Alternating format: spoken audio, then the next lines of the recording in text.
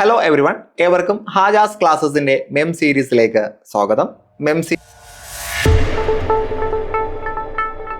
സീരീസിലെ ഇംഗ്ലീഷ് ക്ലാസ്സിലാണ് നമ്മളുള്ളത്. സാധാരണ നമ്മൾ മെം സീരീസിൽ ഡിസ്കസ് ചെയ്യുന്നത് PSC പരീക്ഷകളിലെ ഏറ്റവും സുപ്രധാന മേഖലയായിട്ടുള്ള മാത്സ്, ഇംഗ്ലീഷ്, മലയാളം ടോപ്പിക്കുകളാണ്. ഇന്ന് ഇംഗ്ലീഷ് പരീക്ഷയിൽ ഇംഗ്ലീഷ് ഏരിയയിൽ നിന്നും PSC പരീക്ഷയിലെ ഇംഗ്ലീഷ് ഏരിയയിൽ നിന്നും ചോദിച്ചിട്ടുള്ള 10 ചോദ്യങ്ങളാണ് നമ്മൾ ഇന്ന് ഡിസ്കസ് ചെയ്യാൻ പോകുന്നത്.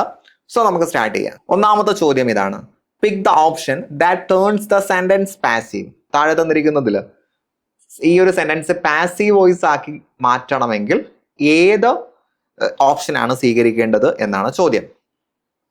ചോദ്യം ഇതാണ്: സംതിങ് ഡാഷ് ഹാപ്പൻഡ്. എന്തോ ഒന്ന് സംഭവിച്ചിരിക്കണം, അല്ലെ സംഭവിച്ചിട്ടുണ്ടായിരിക്കണം. Or they would be here by now. അങ്ങനെ സംഭവിച്ചിട്ടുണ്ടായിരുന്നില്ല എങ്കിൽ അവരിവിടെ എത്തിയേനെ.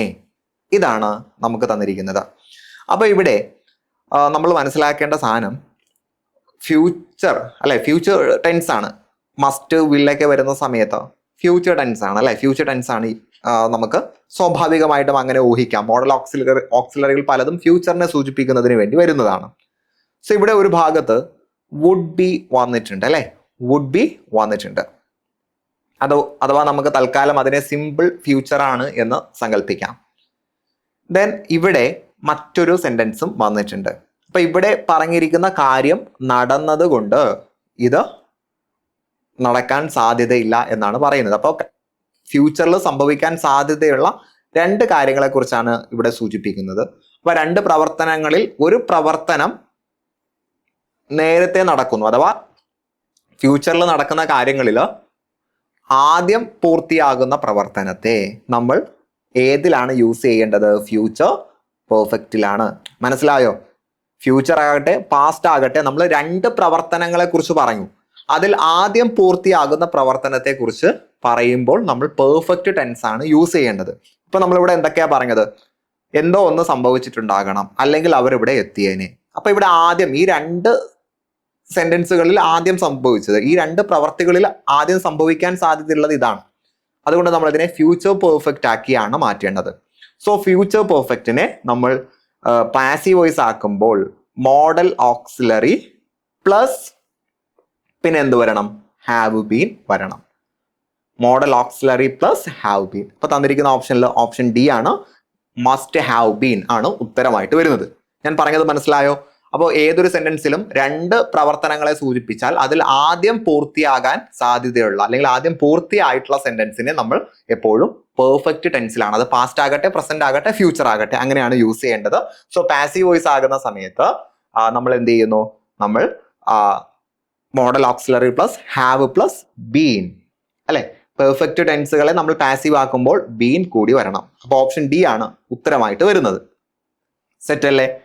ദെൻ അടുത്ത ചോദ്യം: mister Bajaj was dash very fastidious person who lived in dash small house with dash beautiful garden.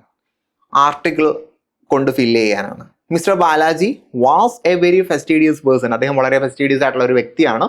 Who lived in a small village, small house, ഒരു ചെറിയ വീട്ടിലാണ് അയാൾ താമസിക്കുന്നത്. വിത്ത് എ ബ്യൂട്ടിഫുൾ ഗാർഡൻ, ആ വീട്ടിന് മുന്നിൽ ഒരു ചെറിയ പൂന്തോട്ടമുണ്ട്. എല്ലാം എ ആണ് വരേണ്ടത്. ഓപ്ഷൻ സി, എല്ലാം എ ആണ് ആർട്ടിക്കിൾ ആയിട്ട് വരേണ്ടത്.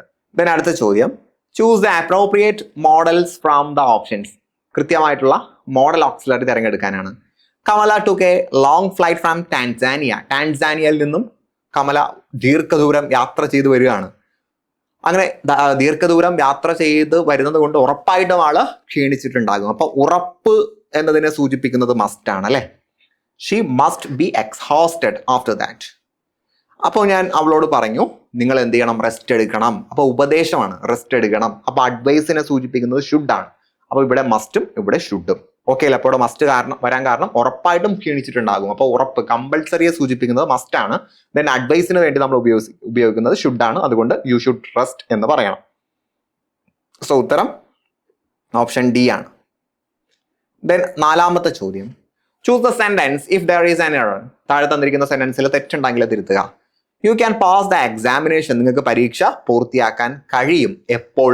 If you answer the questions very precision, accurately and quickly, വളരെ കൃത്യതയോടുകൂടി, വളരെ വ്യക്തതയോടുകൂടി, വളരെ വേഗത്തിൽ ഉത്തരം എഴുതി കഴിഞ്ഞാൽ. അപ്പൊ ഇത് മൂന്നും അഡ്ജക്റ്റീവ് ആണ്, സോറി ആഡ്വേർബ് ആണ്, ആൻസറിന്റെ ആഡ്വേർബ് ആണ്. അപ്പൊ ഇവിടെ രണ്ടും കറക്റ്റ് എൽ വൈയിൽ അവസാനിച്ചിട്ടുണ്ട്, പ്രിസിഷൻ മാത്രം എൽ വൈയിൽ അവസാനിച്ചിട്ടില്ല. അപ്പൊ അവിടെയും എൽ വൈയിലാണ് വരേണ്ടത്. അപ്പോൾ പ്രിസൈസ്ലി, ആക്യുറേറ്റ്ലി ആൻഡ് ക്വിക്ലി എന്നുള്ളതാണ് കറക്റ്റ്. മനസ്സിലായോ? അപ്പൊ മൂന്നും എന്താണ്? ആഡ്വേർബ് ആയതുകൊണ്ട് എൽ വൈയിൽ അവസാനിപ്പിച്ചാണ് വരേണ്ടത്. പ്രിസൈസ്ലി വ്യക്തമായി, ആക്യുറേറ്റ്ലി കൃത്യമായി, ക്വിക്ലി വേഗത്തിൽ. സെറ്റ് അല്ലേ? ദെൻ അഞ്ചാമത്തെ ചോദ്യം ഇഫ് ക്ലോസ് ആണ്. If Suhra lend us her car, if Suhra lend us her car, സുഹ്റയുടെ കാറ് നമുക്ക് വാടകയ്ക്ക് തരികയാണെങ്കിൽ വി ഡാഷ്. അപ്പൊ ഇവിടെ ഇഫ് ക്ലോസിൽ എത്രാമത്തെ ഫോമാണ്? ഇഫ് ക്ലോസിൽ ഞാൻ എപ്പോഴും അങ്ങനെയാണ് പറയാറ്, തെറ്റാതിരിക്കുന്നതിന് വേണ്ടിയാണ്. ഇഫ് ക്ലോസിൽ സബ്ജക്റ്റിന് ശേഷം ലെൻഡ് V1 ആണോ V2 ആണോ? ലെൻഡ് V1 ആണോ V2 ആണോ എന്ന് ചോദിച്ചാൽ V2 ആണ്. സെൻഡ്, ലെൻഡ് ഈ പദങ്ങളുടെ V1 അവസാനം D ആയിരിക്കും, V2 അവസാനം T ആയിരിക്കും. സെൻഡ് കേട്ടോ. V1 അവസാനത്തിൽ ഡിയും V2 അവസാനത്തിൽ ടിയും ആകുന്ന രണ്ട് പദങ്ങളാണ് സെൻഡും ലെൻഡും. അപ്പൊ അവിടെ കറക്റ്റ് V2 ആണെന്ന് മനസ്സിലായാലേ നിങ്ങൾ ഉത്തരം ശരിയാക്കുകയുള്ളൂ. അപ്പോൾ ഇഫ് ക്ലോസിൽ സബ്ജക്റ്റിന് ശേഷം V2 ആണെങ്കിൽ മെയിൻ ക്ലോസിൽ എന്ത് വരും? മോഡൽ ഓക്സിലറിയുടെ V2 form plus V1. Okay അല്ലേ? അപ്പൊ മോഡൽ ഓക്സിലറിയുടെ V2 എന്ന് പറയുമ്പോൾ കുഡ്, വുഡ്. അപ്പൊ ഇവിടെ രണ്ട് സ്ഥലത്ത് കുഡ് ഉണ്ട്, അതിനുശേഷം നമുക്ക് V1 ആണ് വരേണ്ടത്. ഇവിടെ ഹാവ് ആയി പോയിട്ടുണ്ട്. അപ്പൊ ഇത് ഉത്തരമല്ല.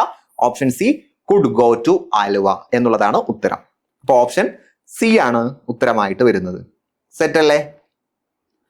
ദെൻ ആറാമത്തെ ചോദ്യം ഐ ആം അക്കസ്റ്റംഡ്. അക്കസ്റ്റംഡ് എന്ന് പറഞ്ഞാൽ ഞാനത് ശീലമായിട്ടുണ്ട്, അല്ലെ? ഹാർഡ് വർക്കുമായിട്ട് ഞാൻ ശീലമായിട്ടുണ്ട്. അക്കസ്റ്റംഡ് നമ്മൾ പലപ്പോഴായിട്ട് പറയുന്ന വേർബാണ്.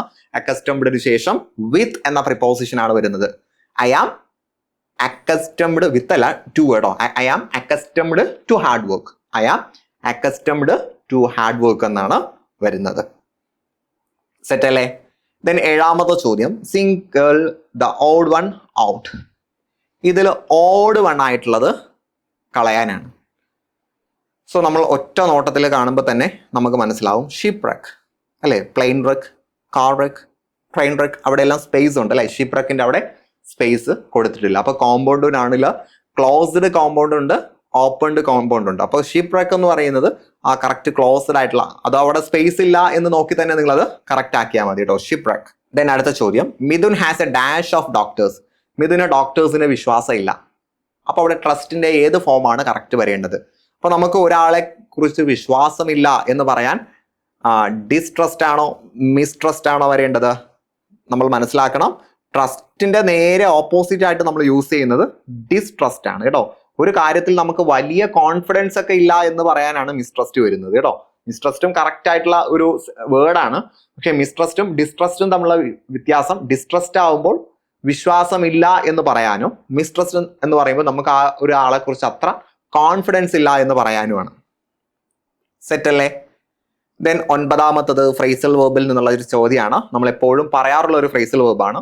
He does not dash any misbehaviour in his class.